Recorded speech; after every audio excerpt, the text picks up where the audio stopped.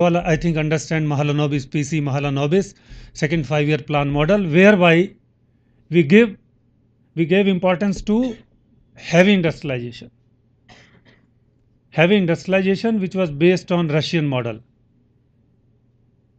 Pandit Nehru is criticized for on so many regions. It is one of the region also that he is criticized that he introduced this concept of socialistic pattern of society, or controlling the economy, or achieving the you can say the development by following the unsustainable uh, this model of growth, whereby focus was on excessive control by the state on different dimensions of the government administration, government, full control of the government of on different sector.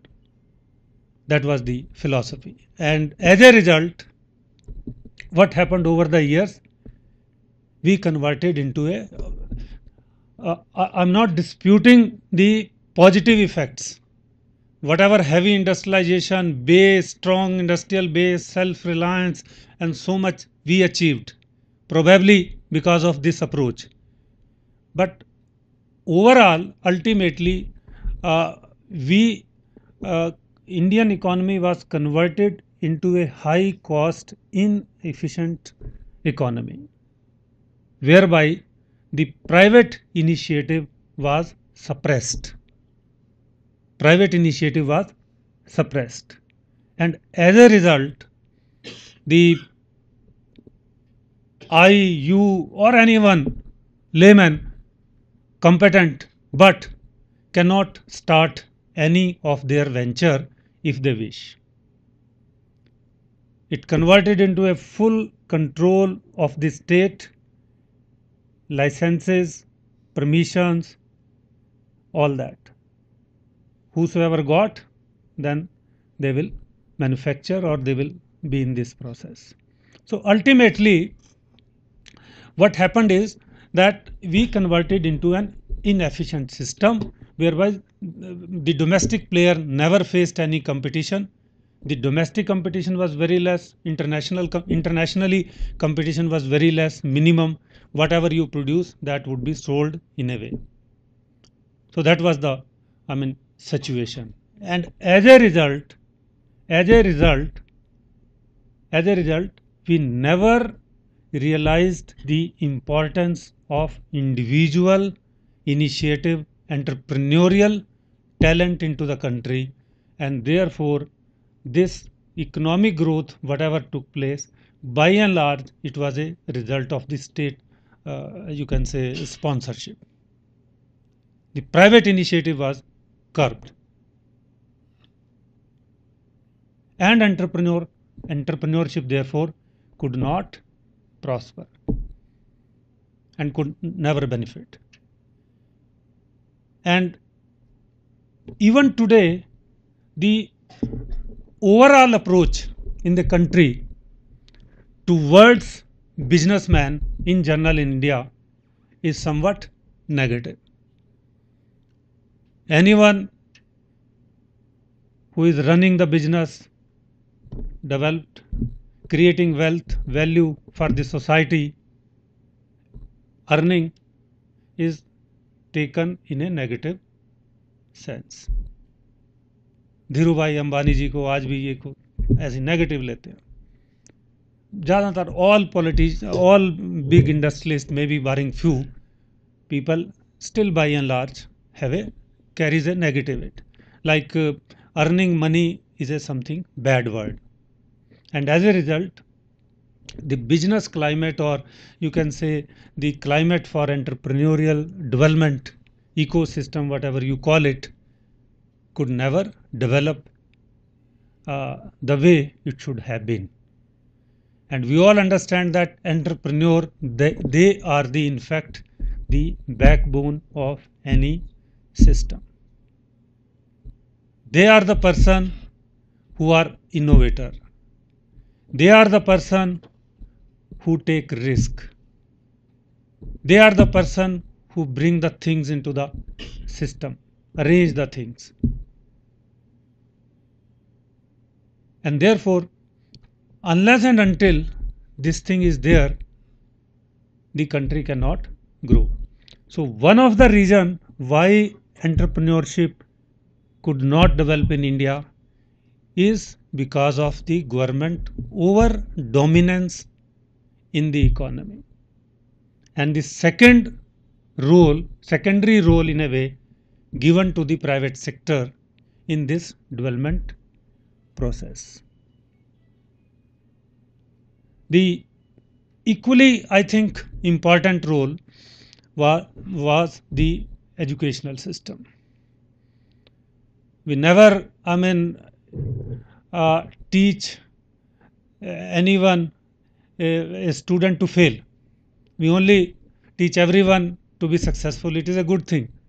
But we also teach you have a standard answer to the problem. If you write this, you will get this. If you deviate slightly from this, your marks would be deducted. You are not getting 10 out of 10 because your answer is not matching with my answer. But on the other hand,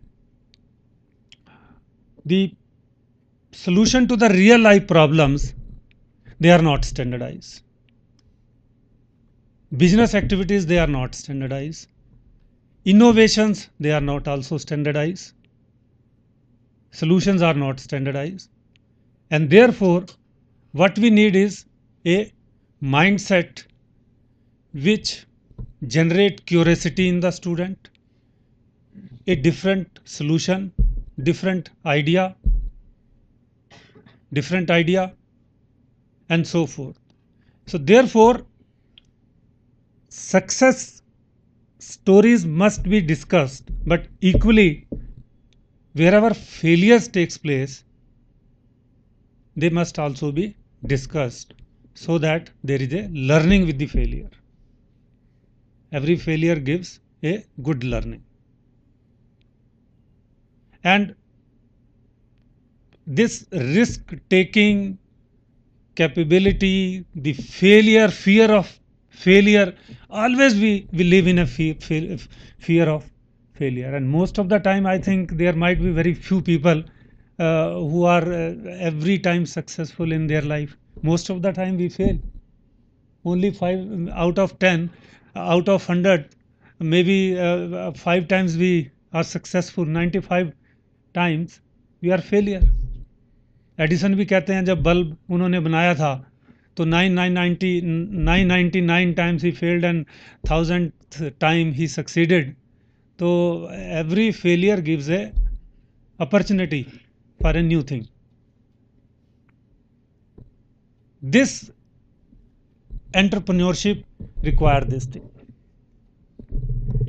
that we have to develop a system whereby the failure has to be accepted into the society. So that is the, I think, precondition.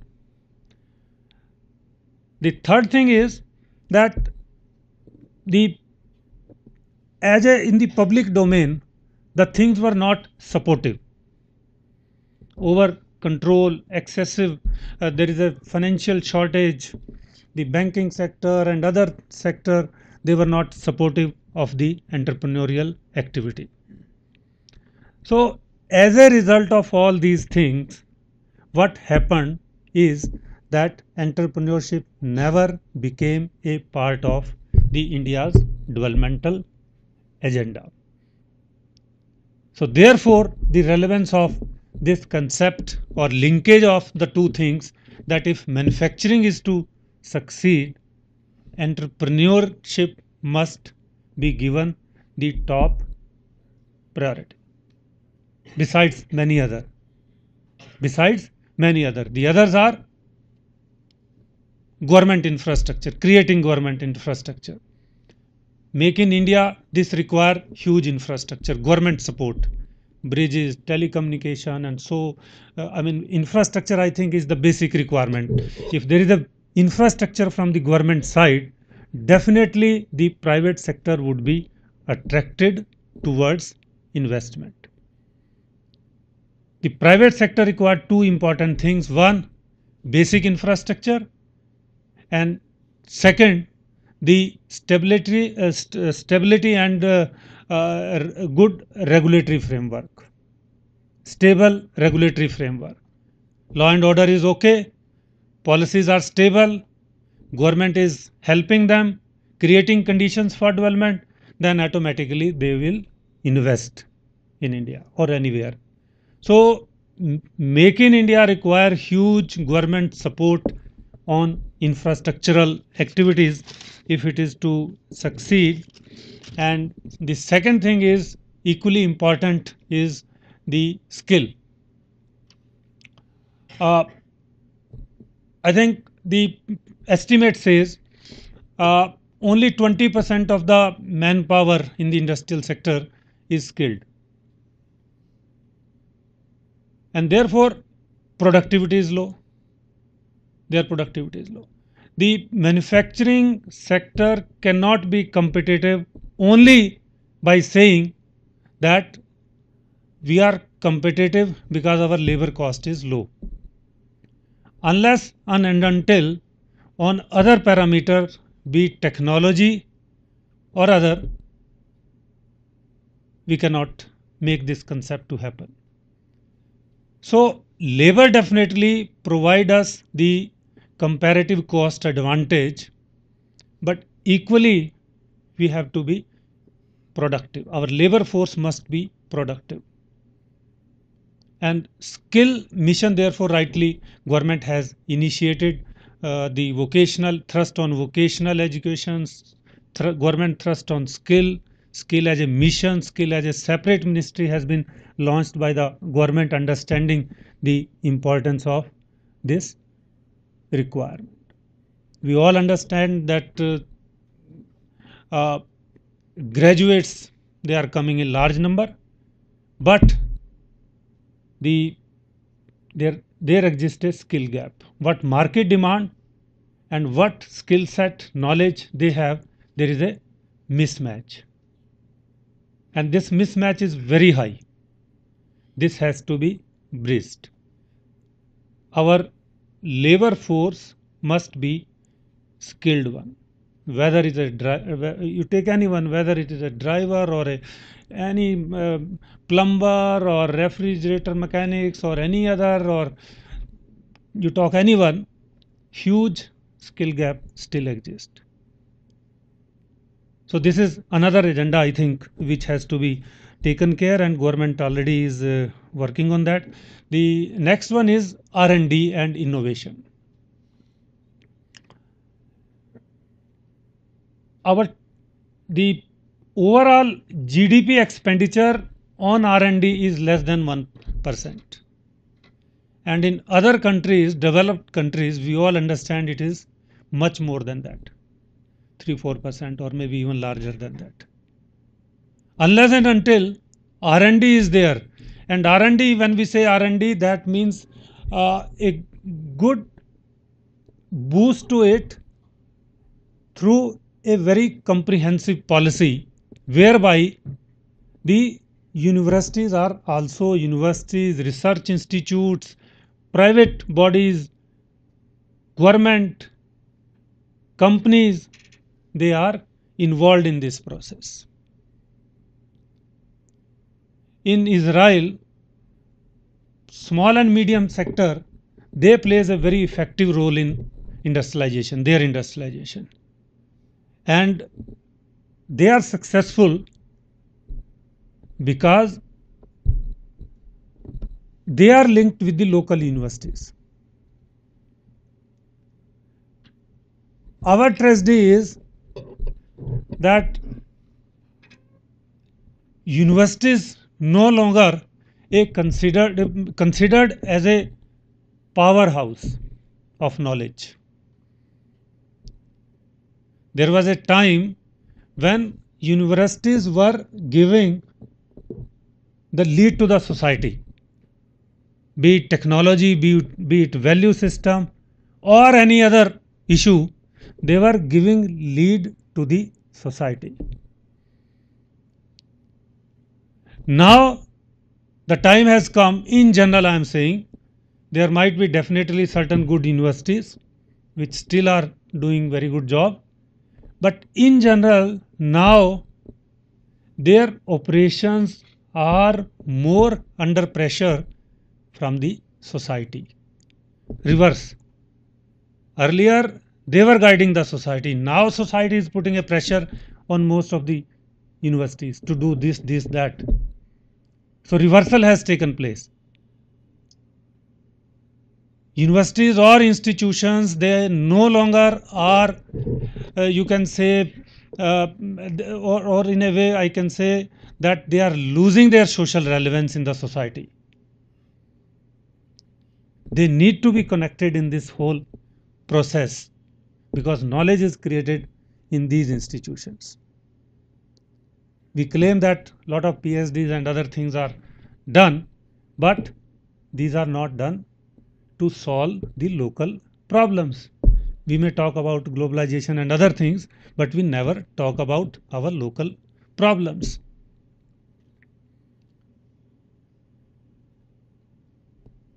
These entrepreneur, young student and entrepreneur, they must be given exposure in the university whereby good successful entrepreneurs are there, government officials are there, academicians are there who really have worked on these areas, and then they interact and create a sort of ecosystem whereby young student learn all these things. Then definitely something concrete will emerge. Some beginning has been made. In few places incubators and other things have been started. Venture capital, angel capital and other seed money, SIDBI and so many other institutions. Even government in the recent budget has started Mudra Bank for small and medium enterprises. Beginning have been done. And entrepreneurship really now is thriving from suppressed stage to it is now has come out and booming because of positive attitude of the government, because of necessity of the time. Unless and until these youth who would be graduating every year, they constitute more than around 50% or exactly 18 to 23, which comes under higher education category. 31% of this, their size is so big. Every time we have to create 1 crore of employment every year. This cannot be created by any system.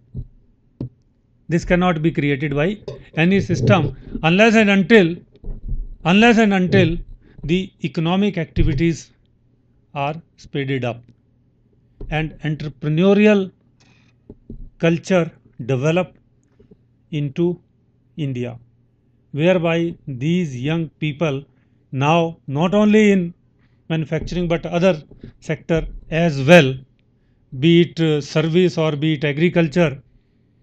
You take any problem, like the problem is like we need a clean water,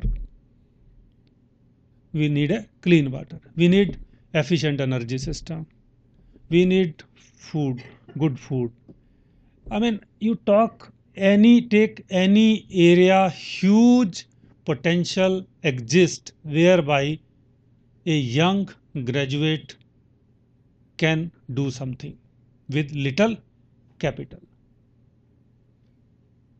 So things are shaping, developing in the right direction, but definitely a much actual work need to be done. And I think, personally think, since I am from the education sector, so I believe that education sector has need to do a lot to develop this entrepreneurial culture into the economy, into the system. Our content, success story of entrepreneurs, our linking education with the practical experience, not merely a theoretical, not merely theoretical. Institutions, they are collaborating with the best. They are collaborating with the best. That need to be done.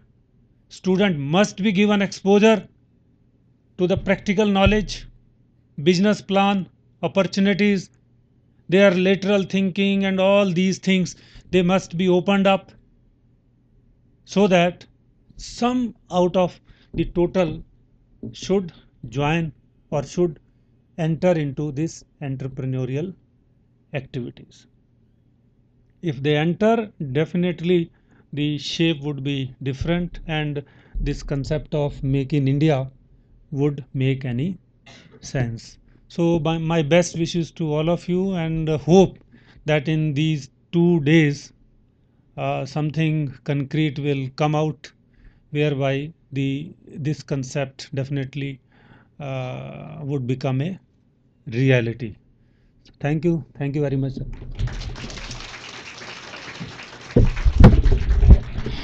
Thank you, sir. No words to define the content that has been delivered by Professor R.K. Mittal. Sir spoke of providing a unique ecosystem that is required. And of course, the woods are lovely, dark, and deep. Students, this is a very important opportunity wherein I'm sure that you would learn that there are opportunities enough and galore. You need to provide an ecosystem, and you are a very important part of providing that ecosystem.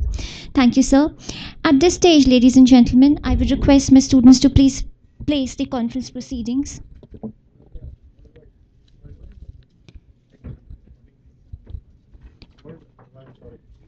No, they're just placing the conference proceedings.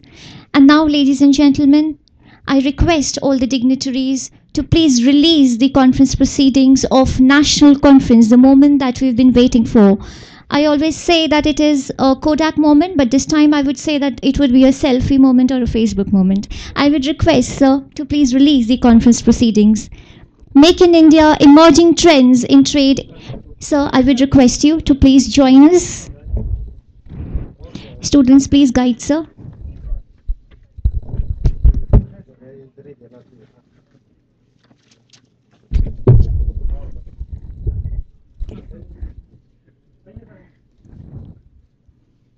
Ladies and gentlemen, put your hands together for release of the conference proceedings. Make in India, emerging trends in trade and innovations for effective entrepreneurship. Proceedings, a proud moment for the convener and the co-convener, Dr. Anil Goyal and Dr. Manish Madan, and also for the organizing team.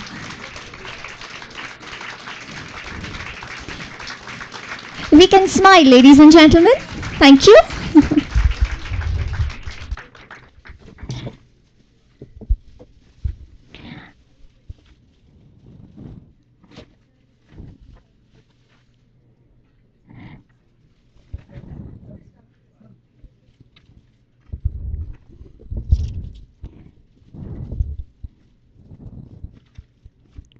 Signature is being done on the conference proceedings that act as an important part.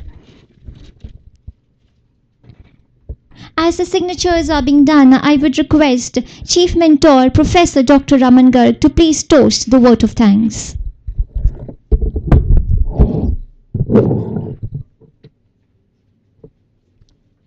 Good morning. Professor Dr. Raman Garg, the name is so big. As a professor, I should not leave the mic before an hour. It is my duty not to leave the mic before an hour. Anyways, respected Professor Mittal, Professor Pawan Kumar Singh from IIM, Director General RDIS, conference convener, conference co-convener, colleagues, participants, and my dear friends. I'm not trained as a management graduate, but as an Indian, it is both my honor and privilege to propose a vote of thanks on this occasion, marking Make in India initiative. I understand that geopolitics and economics affect our daily lives. No matter which country we live in, India has a rich and a long tradition spanning centuries before West came to terms with humanity. We are all proud of our country and should pledge that through our work, ethics, and habits, we'll make India into a superpower in time to come. Our demography today is strategically placed with required skill set to augment us in a trajectory towards inclusive growth and a peaceful society. And as education institution, it is our prime duty towards society and nation at large to work diligently each second of our day towards this vision. I hope that some of us get extremely motivated through deliberations in these 2 days of the conclave and make a mark that even memories of time cannot fade away. I wish you all best in this endeavor. I'm thankful to esteemed guests on dais, Professor Pawan Kumar, Professor Mittal, for sparing their precious time today and giving us the desired strength in our endeavors. I thank Team ADAI, especially convener and co-convener, colleagues associated for their efforts in organizing this program. I also thank our participants from various institutions in and around Delhi for giving us an opportunity to serve their learning needs. I thank you once again for your benign presence here today. Namaskar.